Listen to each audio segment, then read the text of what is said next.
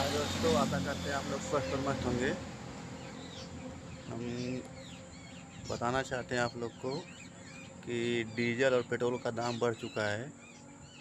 Diesel का दाम मान के चलिए 93 रुपये हो चुका है।